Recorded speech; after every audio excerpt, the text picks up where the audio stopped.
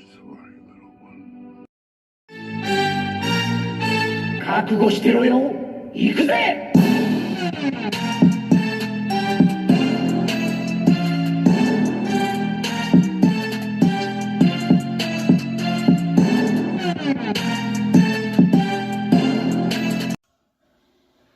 Welcome to Worldbreaker Coo's Reviews. I'm your host, Worldbreaker Coo, and today we are looking at Marvel Legends Namor as well as Attuma.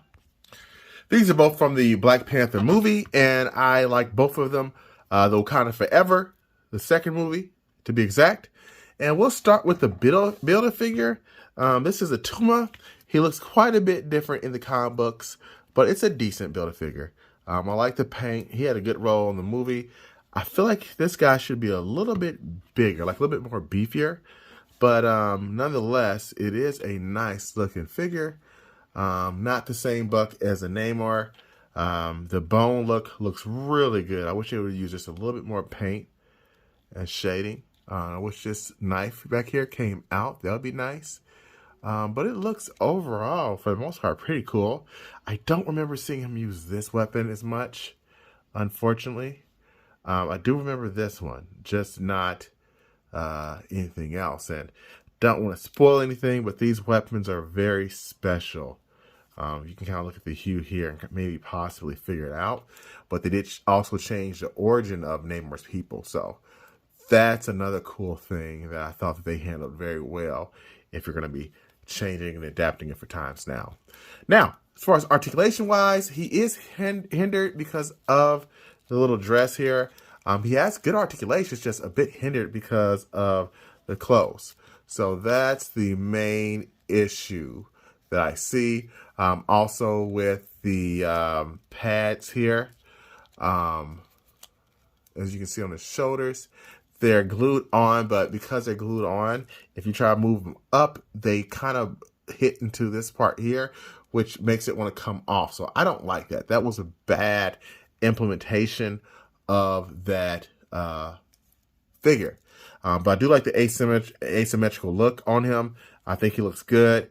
I guess if I have to review him, the biggest issues are the articulation because of everything. Aesthetically, he looks really good, but I'd have to give him a solid 7. He's like not, and because I'm such a Black Panther fan, that's the only reason I really bought him, and I like having more Namor's people. I wish they would have used some more of the characters from this movie instead of him, like some of the females. Those girls were cool. With that said, the Namor looks really good, and they've changed his origin, as I said. He looks good, actually a little bit more muscular than the guy in the movie. The likeness is decent. It's not perfect, though. I feel like the actor is a little bit more grizzled, and this guy looks a little bit more boyish.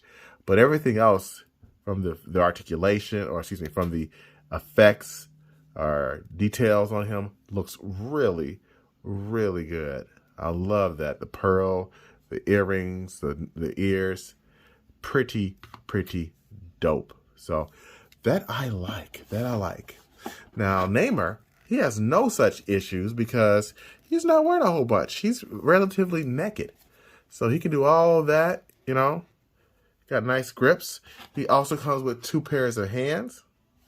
So that's nice as well. And again, just some really nice articulation, except for the ab crunch. Ab crunch is not really there. I think his 6-pack or 8-pack is too much going on there. But really nice range on this guy. I really dig it. This is a standout figure if you don't have any Namors at all in your collection. While I don't think this one can do a stand-in, he is still a nice character. And even if I wasn't collecting him, I'd probably pick this guy up just because of how nice it looks. Now, let's do a Namor comparison. Let's get this guy out the way. So there's the movie Namor. Up next is the X-Men Walgreens Namor. This is the look he had when he was with the X-Men.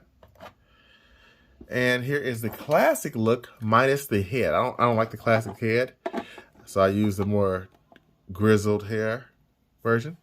And you can see they all have ankles or wings on the feet, but this one looks much better. Like not even close.